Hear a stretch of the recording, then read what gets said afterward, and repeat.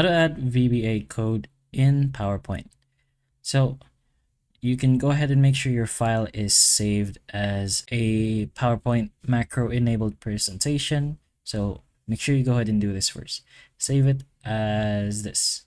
And you can do that here in the save as section. Anyways, once you've saved that as a macro enabled presentation, you're gonna make sure your developer ribbon is enabled. Go ahead here in the bottom left corner inside options and go to customize ribbon.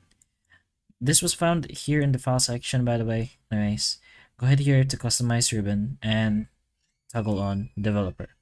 Press on OK.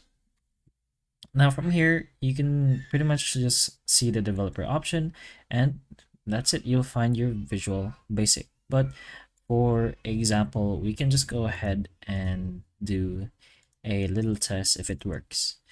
So we have a selection over here.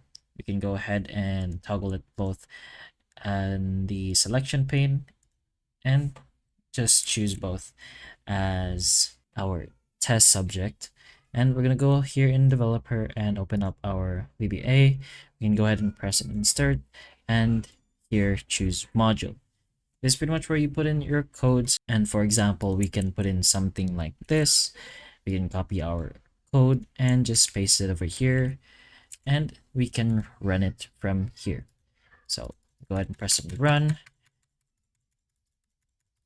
That's already running. I'm not sure why I did that. That was weird. Then we can pretty much just go back to see if it works.